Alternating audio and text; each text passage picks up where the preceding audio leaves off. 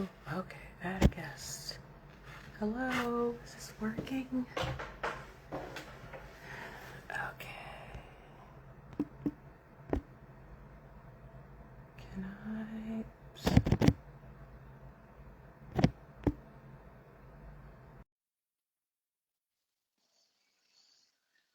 Okay, do what you need to do. Party har har.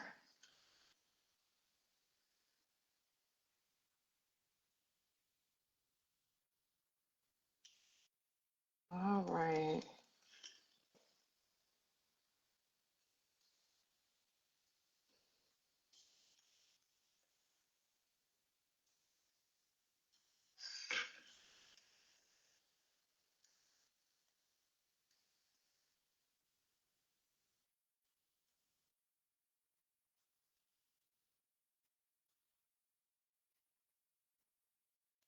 Oops. Hi. Oops. Wave. Hello. You've joined. Can you come in? Oops, I waved back at you. Invite.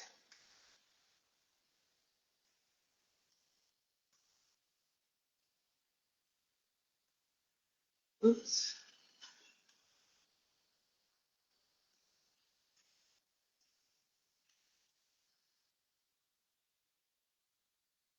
Yay. Hey, friend. Hi. Hello, hello, hello. How y'all Okay. doing? We're out here. And, of course, technical difficulties. Yes, we I are. didn't Oh, notice good. You're here. anything. Yeah, Yes. I'm Okay, here. but you're here. Okay, great. Yeah. On my other account, it won't go live. So, I am letting people know to switch. Oh, good. And it's easy. And it shows up on both accounts, so it is working. How are you? How are things? Fantastic. Okay, okay. All right, let me put this here. Perfect. We are.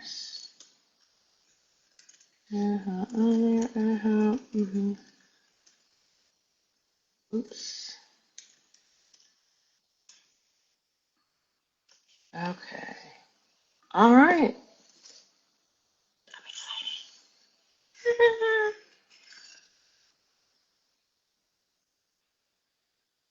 Okay. Can you hear me okay? Yeah, the sound is great. Okay. All right. Hello. Do we want to wait a few minutes or you want to get started? Whatever you want to do, Okay. it's your day. Oh my gosh. Okay. Thank you, thank you, thank you. Folks who are here, folks who are coming in. Um, I am so excited that today is my a birthday. It's my book's birthday. Accountable Care and Identity Camaraderie for Transgender and Core Service Providers.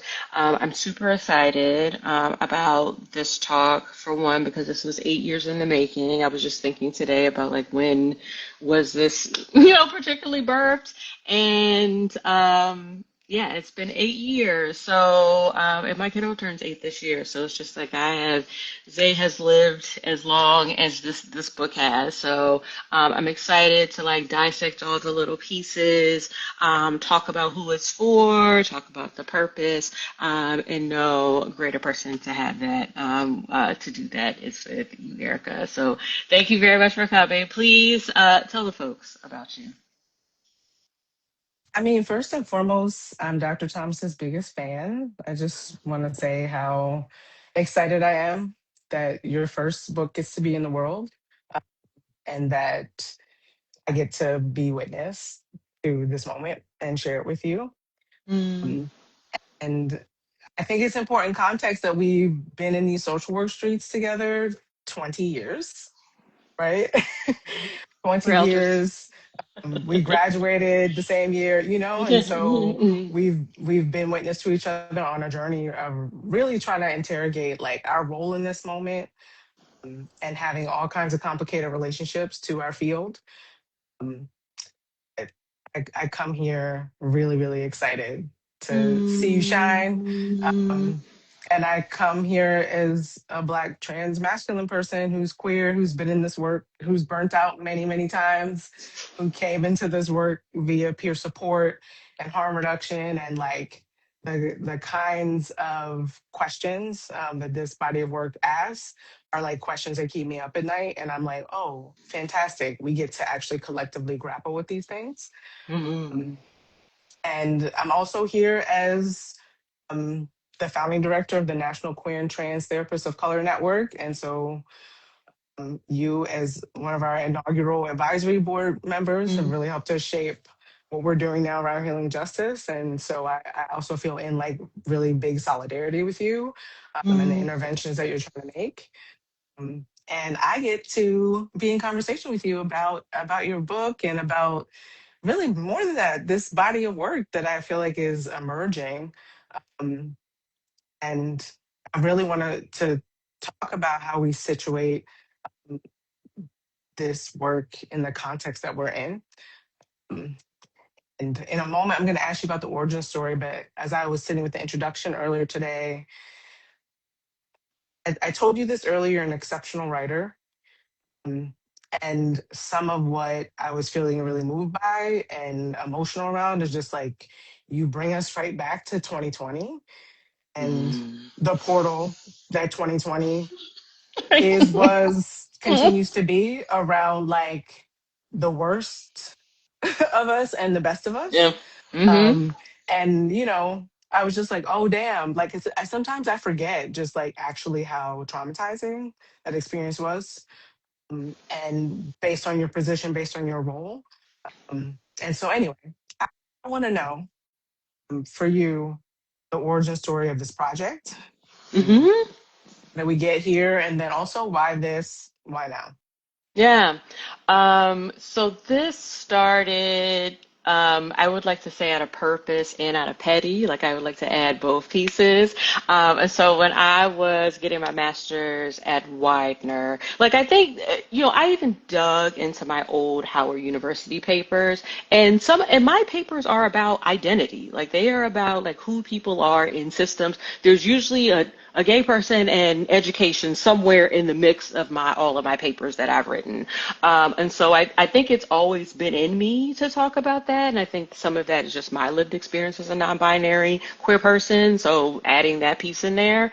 But I remember sitting in class at Widener, and I'm a trained psychodynamic psychotherapist. We joke about this all the time, where it's just like Freud and beyond Merritt Ainsworth, like horrible, horrible stuff. But also, I love it. That is my jam. And so thinking about like, I'm sitting in this class around like how were we teaching education, and I'm hearing the same people all the time. It's the same people we've been learning about forever, and I'm like, ain't nothing new. And so I remember asking like, how do you create theory? Like, how do you do that? And my teacher could not tell me. And so that day was determined for one to like I wanted to create a theory and a framework and something that people can use, right? In something, whatever that was. And then I think fast forward, and starting that PhD, but moving on at University of Southern California in their organizational program.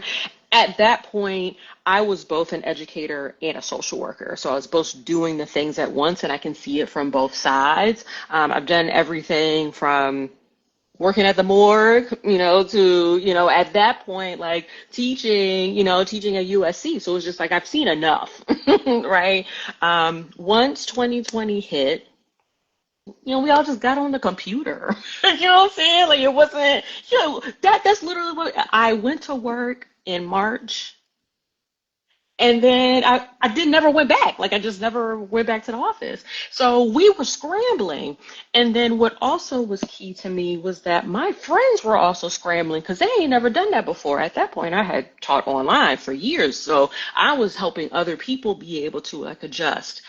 Then you have to think about we're absorbing all the many things in society. We are watching violence on a daily basis.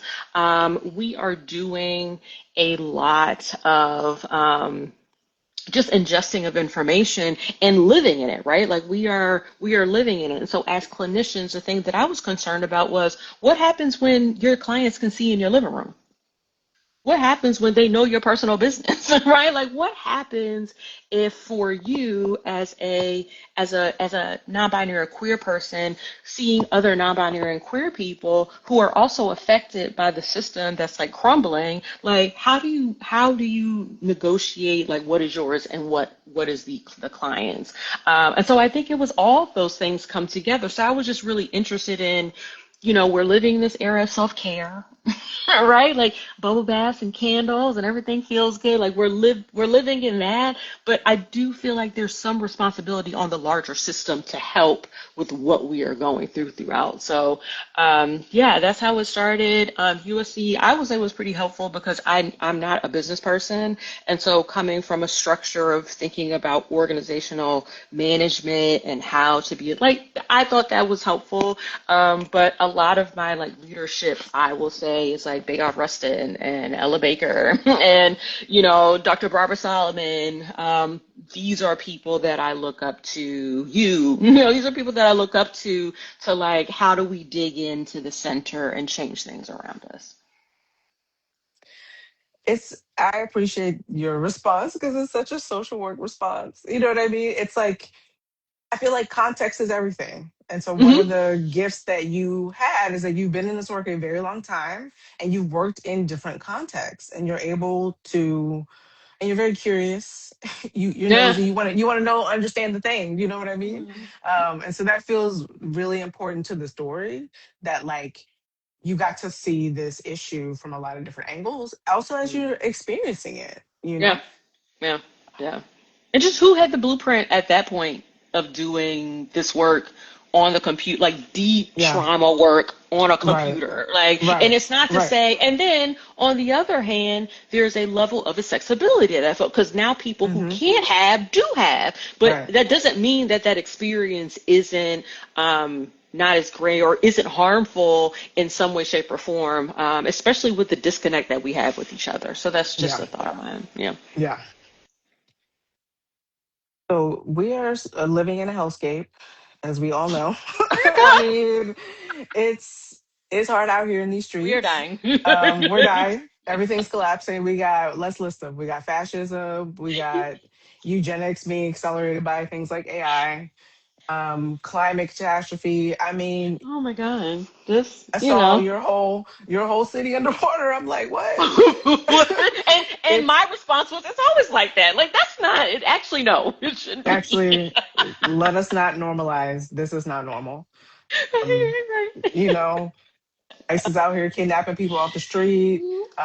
We're trying to hit control alt delete on whole communities of people on scholarship.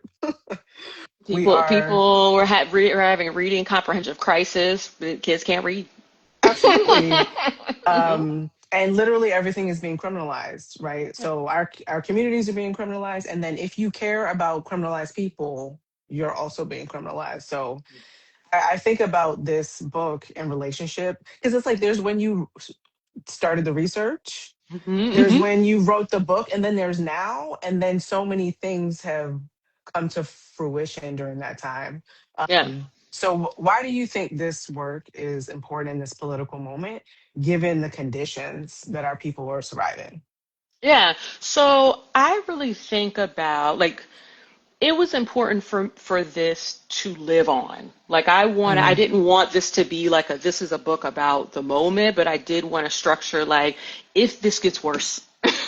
Right? Hmm. Like Yeah. what can we do? Or if we need to bring people in, because a part of this book is also I want the system to be well enough so people will want to come. Like I want more peer support workers. I want more social Yeah. workers. I want more activists. Like I want that.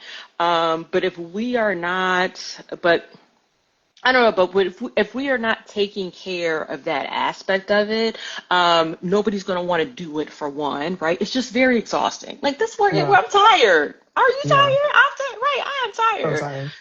Not helpful. um, and so at the peak of this book was George Floyd. That was the peak of Mm, it. And then the start of like the cycle or the expansion of seeing the things on TV. And then it also crossed over with thinking about this movement I'm seeing around mental health. mm, You're a bad person if you don't have a therapist. Right? Like you don't like yeah. everybody's a therapist, everybody has an opinion, everybody's trying to Mm, get their things from things that are not grounded in research and science and the experience of other people. That's yeah. my concern. So I think the thing that would be helpful now is like how are we keeping the people doing the caring well? Like how Yeah. we do that systematically. You can't Yes. just it's not just about pizza parties. Right? We love them, and I Right. say that, and I kind of like that about the book, where I can joke a little bit, where it's Yeah. just like, Yeah. they'll Yeah. still work, right? That's still okay. But how, when you're thinking specifically about things that are happening in the world, and the people who need to do the aid, how are the structures we are Yeah. building still helping those people do the work? So, Right. And really understanding just there's so much trauma at like in through and around what we're talking yes. about in this book, and to think about like when organizations have peer support workers on the front lines who are experiencing that trauma, and then also holding space and supporting people to navigate, heal, and transmute trauma. Our experience of that is different because this is not, a lot of us don't come to this because it's a job. We come to Mm-hmm. this because these are our people and we take care of our people. Yes, 100%. And and there's pros and cons to that, which we can talk about, you know, because it's like how do you navigate this work when it is so close? Yeah. Um, But I'm curious, like around your thoughts around the impacts of having this pool of brilliant workers who are available, who are saying, hey, I want to be of service in this healthcare system or in public health. What does it mean when we don't think about burnout, like in actual, real, substantive ways? Yeah. And what does it mean when we don't have like a pipeline of training and development Mm-hmm. and investment?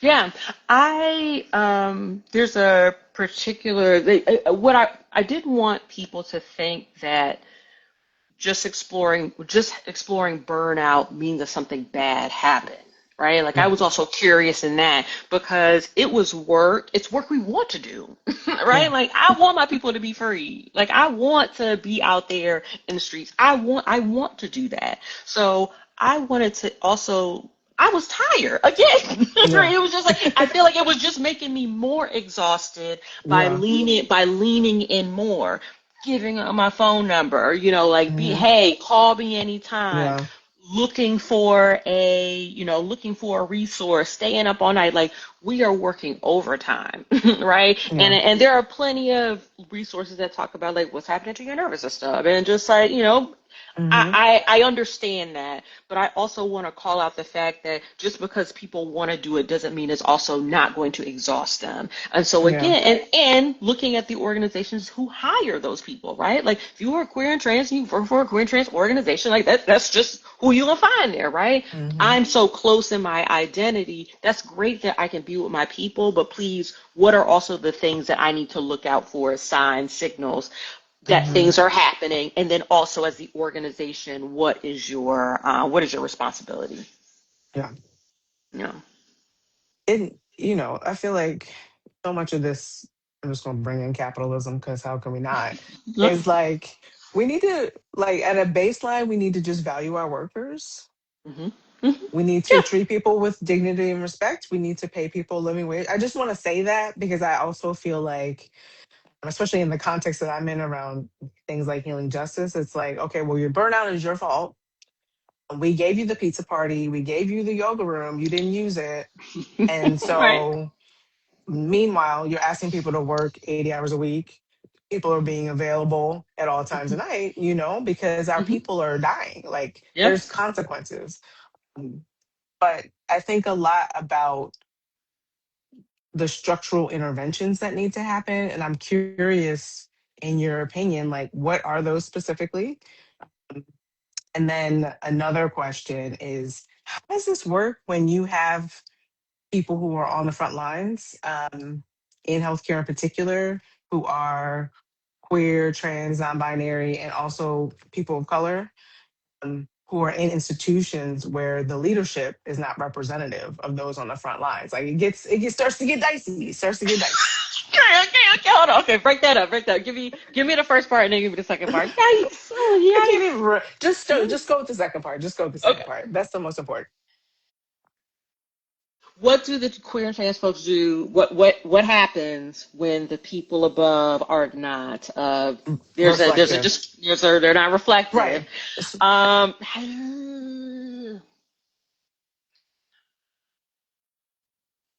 in this book, I talk about there is a responsibility, regardless of how you show up, to mhm. understand what's going on, right? Like that's actually one of the first two like recommendations in the book of just like what can organizations do. I'm just like you got to know what's happening. Like you don't get the Mhm. privilege of Right. stepping back, of being Gotcha. distant, of like having Yes. some level of disconnect. Like if you are committed to doing this work with these particular people, like you just need to go all in.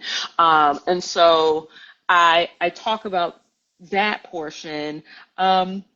And that's kind of first and foremost, right? Because Yeah. some of it is also then asking the people who Right. are doing the work, I need I am lacking in these skills, right? And lacking Mhm. this information. And not to say that those folks need to educate, but those folks need the ability to step in some of these positions so they can lead, right? I Right. talk about this co-creation of co-creation of the peer support group where in the study, I asked the question, did the peer support workers ever get burnout information? Like, was that something Mhm. a part of as a part of my study, just asking them questions. So the peer support workers, all of them said like, no, like, well, they got burnout information, but it was for their clients, right? So they Right. get taken care of. Like, y'all, hey, y'all burned out, here you go. But there was nothing specific about their Mm. experience as clinicians. And so Mm. I do feel, and because of that, there were certain things that were happening, such as,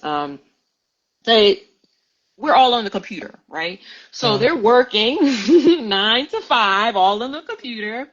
You might have a 2 hour break, maybe, and then you're going into a 3 hour peer support. Like you're going to a peer Mm. support session, holding. So you're on the computer all day. There's no breaks, and it's just for that particular group, it was like a rolling admission. Like it was just Yeah. on and on. There was no stopping point. So the thing that was concerning was nobody's listening to us, or nobody knows that we are being burnt out because we're working all Mm. these hours. The suggestions that we can make are we have time limited, right? Like you do it in like six Right. sessions, 8 sessions, right? Right. But those weren't things that were being reflected above. So those are the top two things for me, Yeah. where it's just like just be aware.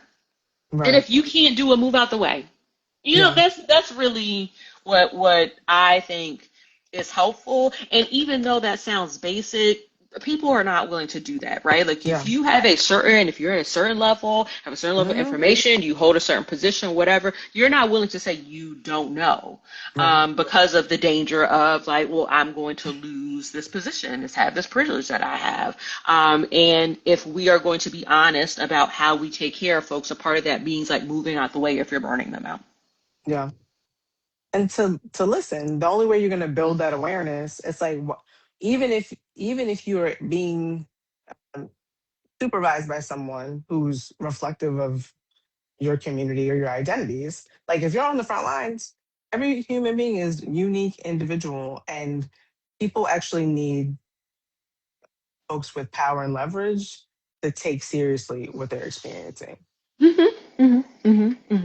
Because they're just not going to. I've just been played too many times at this Yeah. point, right? Where it's just like you talk a good game, like we're all versed in the language, right? Oh yeah. We're all versed in how to move in these spaces, but it's the what how committed are you, right? How Right. committed, and some of that means moving back out of the way. Yeah.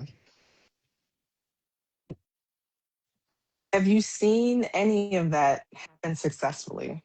Like, have you seen any institution, organization meaningfully engage with this question? Maybe didn't have the solutions, but meaningfully engage with this question of like, how are we supporting folks on the front line? queer, trans, and all the other things. Yeah, Okay. I'm, I'm going to my CV. I'm just like, oh well, who? I will say it's my heart breaks because I wish I could say it's academia, but it's definitely not. yeah, No, that's definitely not the place. I'd always know that there's some sort of, if you figure out the people that are able to help you, like a lot of times it's the people, it's not the system. right. And it's the Yeah, people who are willing to break away from that expected, thing that you're supposed to do or give you that little information. It's the administrative assistant. It's the, yes, person that works in the library. Like it's those yes. folks who are willing to do a little bit of the separating. I think, okay, I mean, this was something I appreciated. There was one organization I worked for, healthcare, in DC, and I remember it was one of the first. I mean, not the first, but it was one of the big like police shootings that happened. I can't Mm, remember. Maybe it was George Floyd at the time. And I remember the CEO like calling a meeting and saying like we're all going to meet at 3 o'clock in the lunchroom, right? And this was one of the first of those. Like I know people do it now, but it was just like okay, well we're going to all be in the room, but now, yeah, and I just appreciated this white man saying I don't know what to say.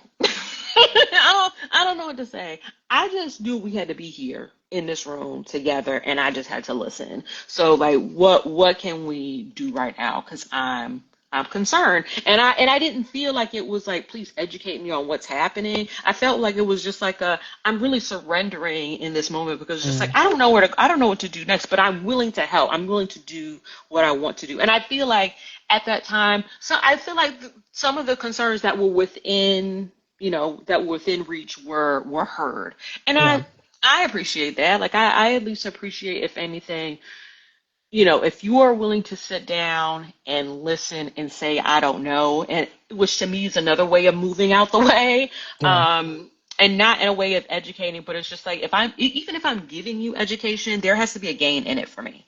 yeah. This has to Absolutely. be equitable, right? And I think I even say that in some way, shape, or form in the book of just like, if you want me to show up and Mm, give, you know, my time, my energy, how I feel about, if you want me to give up all that, I gotta, as Denzel would say, I gotta leave with something. I gotta, right. and I think that people deserve that. So yeah.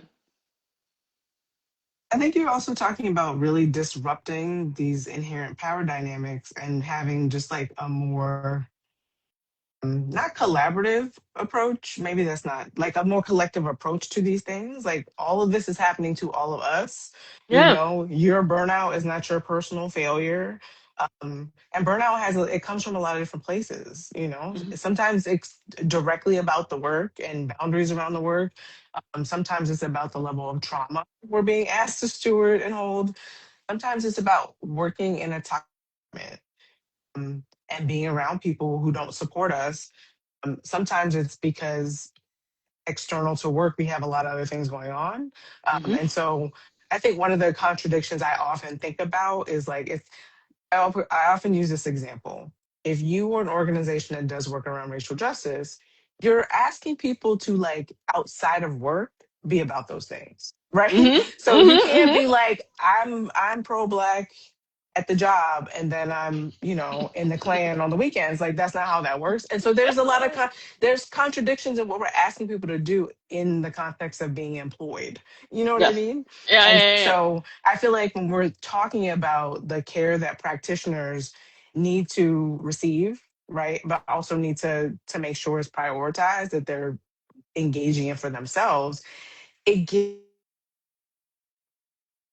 organization's role. And so one of the things I appreciate about this book is that you're like giving people a framework and a pathway to think about that, Mhm. where we're not blaming people for their burnout, but we're also like really appreciating that there's like a very specific experience that folks are having, um, that is that's having big consequences on the sector, the Yeah. field, and people's ability to receive care. And so I'm thinking about how much worse this will be a few years from now as the healthcare system continues to collapse. But I'm Yeah. curious, like, what are some of the contradictions that have emerged for you through this project? Um, I think for me, there's this thing about research where it's just like, me search, where it talks about like, you researching yourself. And I couldn't help but to see this through a lens of like all the things, right? Like I was just at the intersection, just looking at like, well, what about this? What about this over here? But what about this over here? Well, how do you do that? Why aren't people doing that? Maybe that was a big one. I was just like, these are so easy. Right? These are such simple things that you can insert, and you will gain people coming in. Like, this is a good Yeah. business move for you to Yeah. treat people with care. And so it was so baffling for me. And maybe this goes to your other earlier question about like then and now.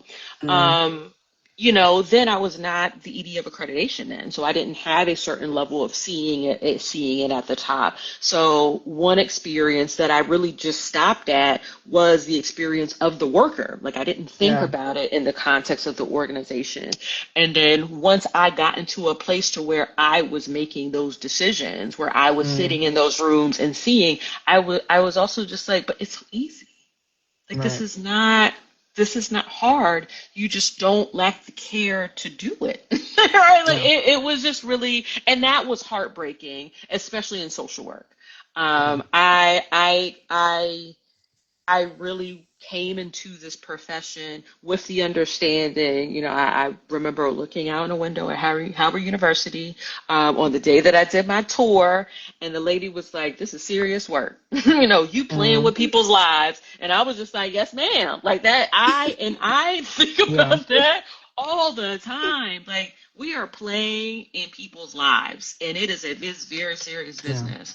Um, and so I want people who's doing that work to be well, but in looking at people who are giving the rules at the top, there's no compassion here. There's no care Right. here. Like, we have researched it out.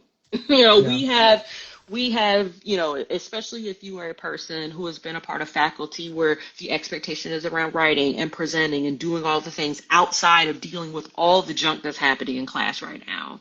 Like, all Yeah. the restrictions, all the fear that people are experiencing. Like, I'm also concerned that we are not building these structures for new social workers to come in ready, right? Which is Yeah. what, I appreciate your work, because you trying to get people ready.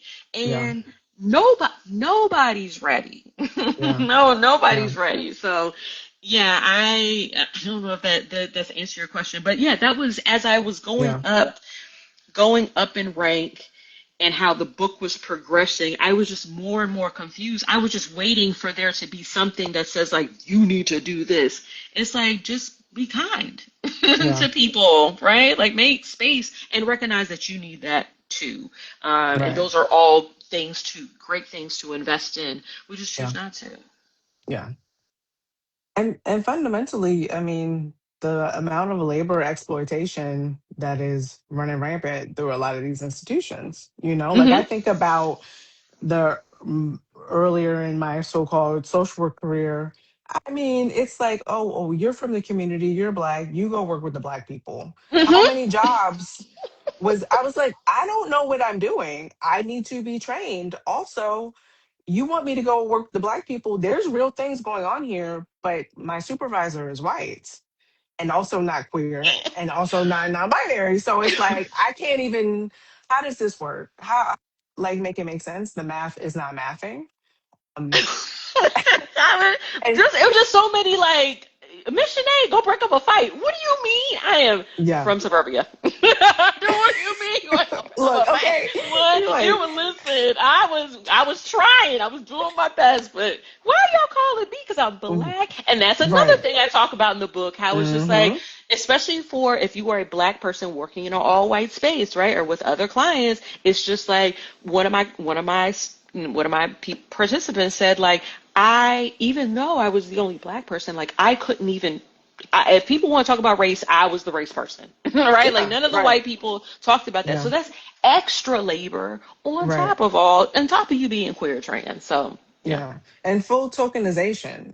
I Hmm. think to your point about like getting people ready, I do think there are people who are just deeply unserious in this moment. Yeah. Deeply unserious. And I can't figure out why. I'm like, is it because it's overwhelming and it's really scary? Like that I understand that. We're all overwhelmed, we're all terrified, but Understood. this is the time to lock in. This is the time to lock in. So I'm like, I think about how bad things are now, and I think about how much worse they're going to be, and we still have a window of opportunity to do something, right? Yeah. To do those things that are actually quite simple. We have created all of these systems, structures, protocols, and culture to just support white supremacy, this heteropatriarchy, all the things, right? Yeah. Um, and this is the time we get to be bold and do things radically different. And we don't have to reconstruct the wheel. Like if we Yeah. are serious, like if we are, you know how many books I have in my house. If we are serious about what the ancestors have left behind, if we are serious about Mm, Big Rustin, if we are serious about Audre Lorde, if we are serious about Toni Morrison, like if we are serious about this lineage of people that yes. we so-called uplift, why are we not listening?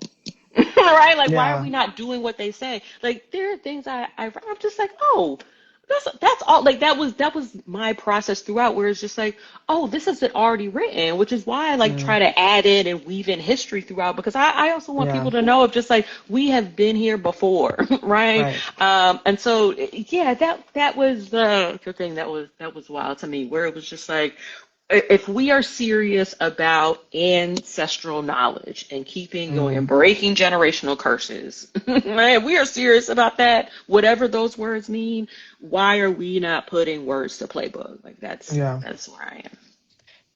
And I appreciate you bringing lineage into this because I think for a lot of us, because we're doing this is like artwork, this is our destiny work. Um, we're doing this in the context of lineage, and our organizations aren't thinking about that, you know? Hmm. I'm like, organizations led by us for us are thinking about that, right? I love the way that you talk about legacy in this book. It's like that we need to be thinking about generations before and the future generations, you Yeah, know? yeah. That's the time that we actually need a lot of these institutions to be on. um, but one question that I was like, ask you, because of course we're engaging in research all the time. Like, why would we not? We're humans inside of this human experience. Right. Um, but I want to know how your thinking about burnout has shifted as a result of this project. And like, what has that literally meant for you as a practitioner, a scholar, an author, a mama, all the things? Oh, all the pieces. It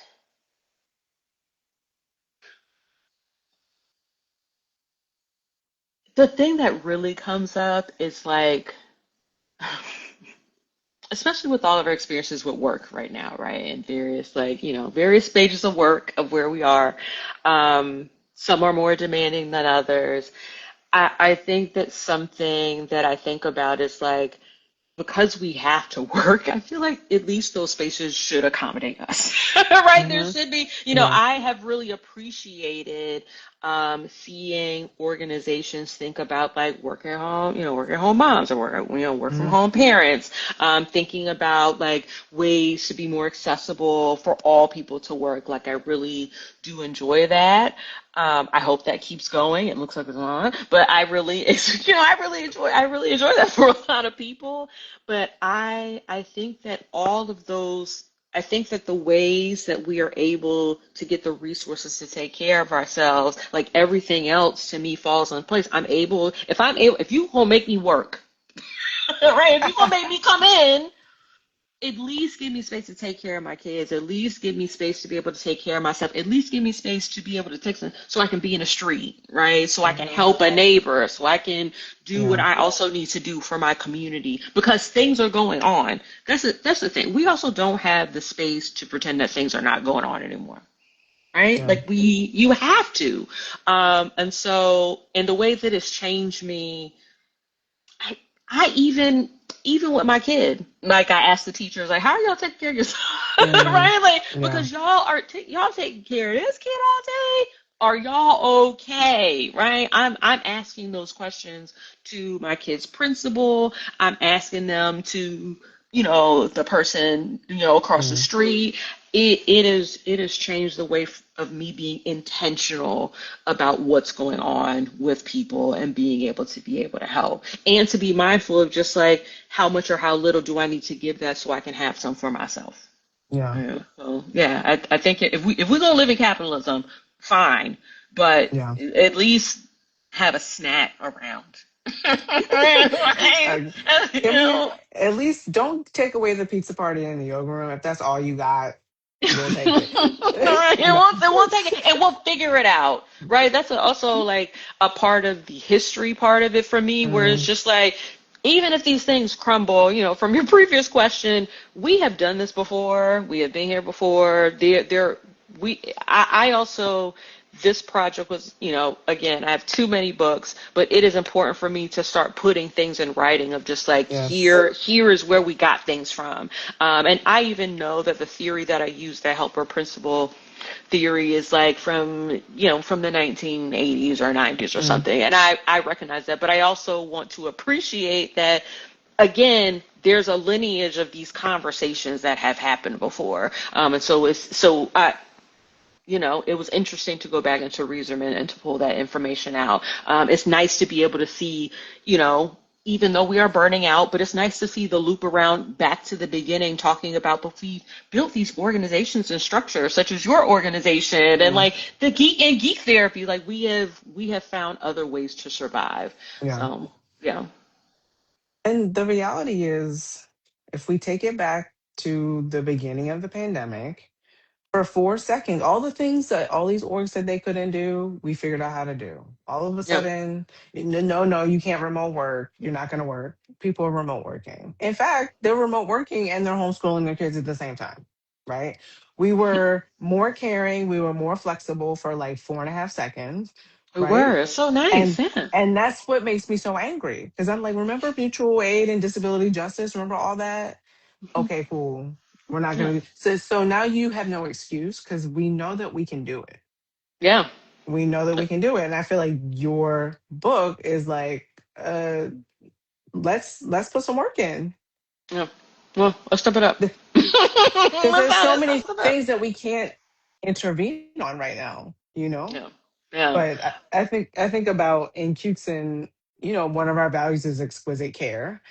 Mm. And it's just so nice to remember that I'm also a worker and that I Yes. also deserve that. And I have people around me who remind me, like, you work here too, right? Mm-hmm. And so Mm-hmm. even when we are in a position to be talking to people about burnout, actually, our team, we just had a session literally yesterday on care and resilience for us as a team and how Yeah. we bring more rigor and discipline to our care, and how we intervene on burnout, prevent burnout if possible. But like, it takes conscious effort, and it means you have to let go of things like productivity. Like, if Yeah. productivity was our motivating factor, we would move really differently. We still do lots of work even while treating each other as human, even while being flexible, even while giving people time and space to have their personal worlds fall apart. Like, nobody is doing well in this moment.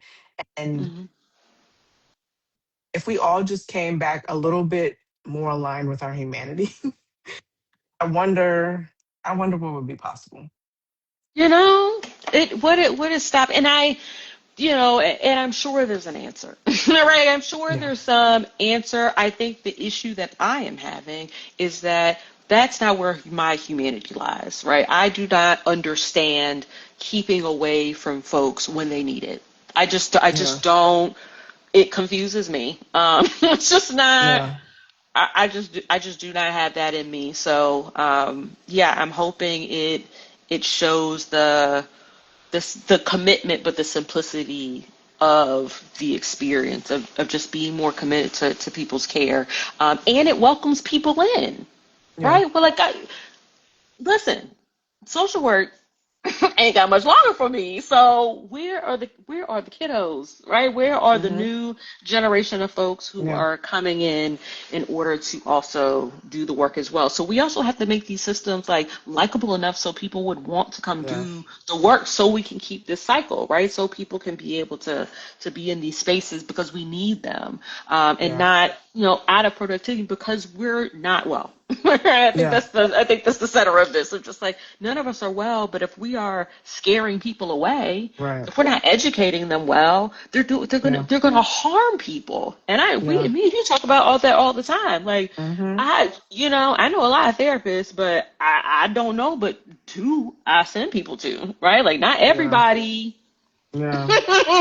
Not everybody's on par. So Yeah. this is also like, I want good colleagues. Yeah. I Right. want good colleagues. Yeah. No, nobody wants to go see a raggedy therapist or a raggedy healer.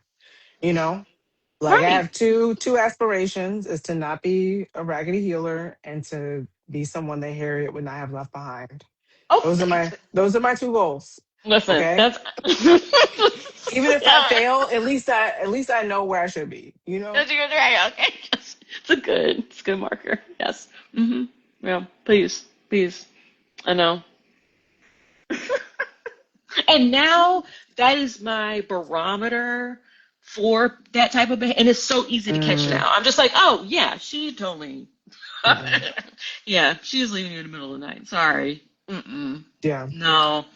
But then how do then how do you make space for that too, right? Like, how do Yeah. it's all, yeah. So it's just also the thought of like, I talk a little bit particularly about levels of like conflict, like, one of Mm-hmm. the burnout. So there's like this euphoric experience, right, where you're, helping people, but then there's these like rubs that also happen Mm, too with like your colleagues. Like, how many times have you been in a room full of 20 queer folk? Right? Like, and it's just like, and the rubs that happen, right? The shared mm, identities, like the unspoken conflicts that we see that yeah. spill out all over the place, like Yeah. that is also affecting the way that service is given too. So, but how do we prevent that, right? Like, Yeah. what is that experience of being able to also heal some of that, and put something together to where people can still work equitably.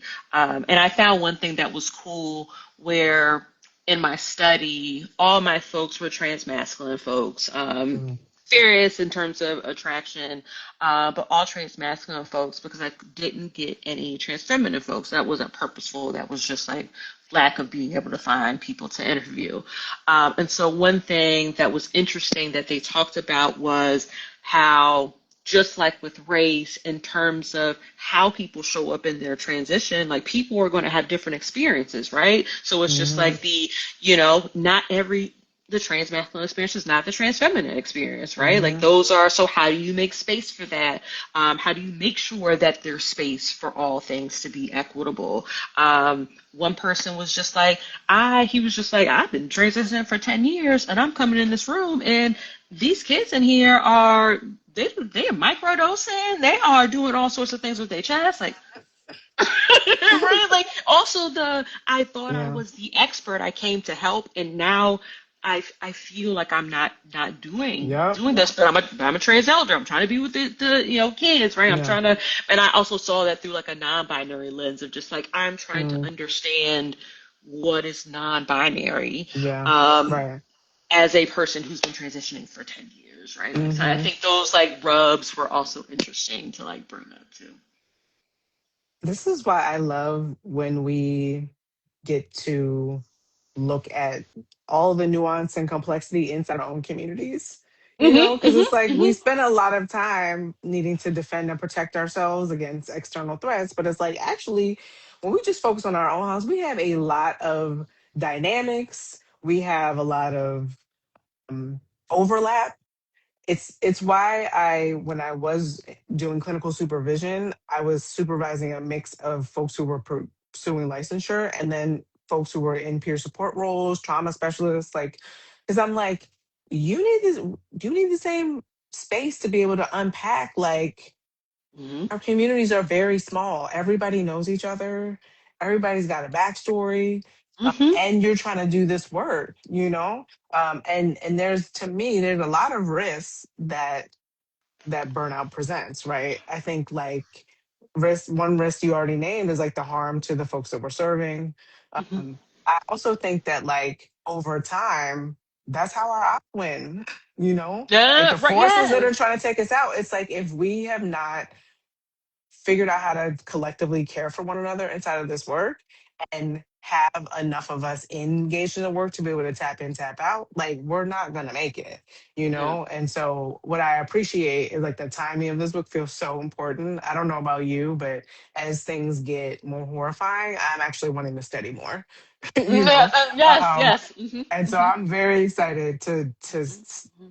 study your work. I'm really excited to Yeah. see what questions it's going to bring up in me, and also how it's going to recommit me to a level of rigor around my own care. And then being someone leading an organization, like, what is my responsibility in this moment, Hmm. Because Hmm. we're literally human beings. Like, the Yeah. stuff that people are going through and still come to work, like, wow.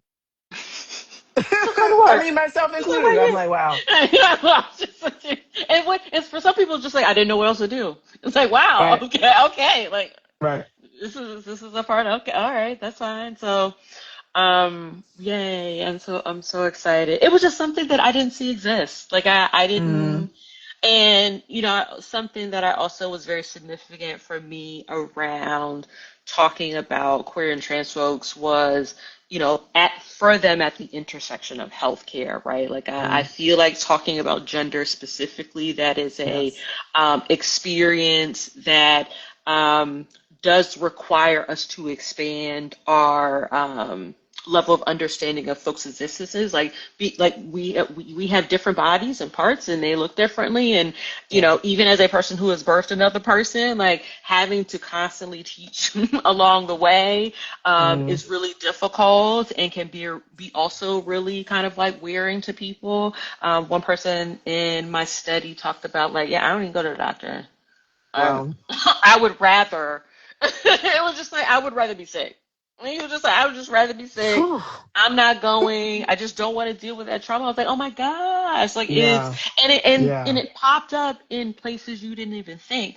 One of my participants was just like, yeah, I've been transitioned for a very long time, and then all of a sudden, they look up my dead name for me to buy a house. And it was just like, and it was just like jarring. It's just like, and then you Yeah. come to work, right? Right. And then you come to work and you're talking to a client who's had the same experience, right? Like, Mm, how do you get out of your head so you can help this person with the problem that you got? right. Yeah. So yeah, again, I am so I am very, very serious about like our client. Like I'm worried about Yeah. the people who are getting who Yeah. are getting the service. Like Yeah. I need for y'all to be one up because I've Yeah. seen the harm that social workers Yeah. can do in these communities. Right. And not from a place of, like, blaming us for our burnout, but also we have an ethical responsibility Yeah. to Mhm. be solid enough to be in the roles that we're in. Mhm.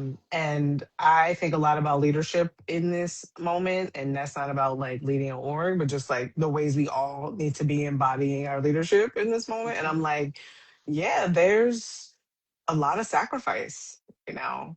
Yeah. And we will not move forward if we do not prioritize our own care. And some of that is deeply personal and care we can only do for ourselves. And a lot of that happens in community. But when you spend the majority of your time at an organization caring for other people, the least the organization could do is care about your needs on a basic level. But we can also step it up. And so, as we were about to close out, I'm like, because Oh you're my about to, God, we've been talking for an hour. and we keep, I mean, we kiki all the time. Really? Um, I know you're about to be out here in these streets. So what other events do we have? What other Yeah. places can people see you talk about this amazing body of work? Yay. And so, yes, Bloomsbury website, I'm sure is all over my Instagram, where you can find not only you can find the book, where the book is, but also get that coupon code for 35% off. So do not Go pay on ahead and get full that. price. Get the things. Where am I going to be next? I'm going to be at the North Carolina SexCon next week on the 13th through the 14th. I'll be speaking on that, what is that, Thursday? So I'll be doing a presentation based on the book. My book will also be on sale then. I will also be at Howard University at September 22nd. It's free, and we'll have snacks apparently. It's wonderful. That's So amazing. please come. Yeah, please come. And I'm also coaxing my like classmates because it's our 20th anniversary. So I'm trying to coax them to all come. So if you're a part of class of Nice. 2006 of our university, please come so you can get your flowers. I would not be here without y'all. And then I will be sending out an Eventbrite link for October 23rd. I will be at Busboys and Poets at 14th and V. Um, I can't wait. I It's can't so wait. exciting. So find all the things. Thank you so much. This was wonderful. Um, yeah, this is great. I am so appreciative of you. I was telling Erica that 8 years today, you were blessing my other baby, and that turned out fine. So, I asked you to That turned yes. out amazing. I'm the baby blesser. I am the baby blesser. I'm here for it. No, thank you. Thank you for your rigor, your curiosity, just the like big love that you have for our communities. Like Mm. it's all in and through all of your work. And I'm just so proud of you. So I'm excited to get to celebrate. Get you a book. If you are someone who is a professor in a social work program, this is required reading. Okay, they're trying to delete our people's things. Use the code, start a study group.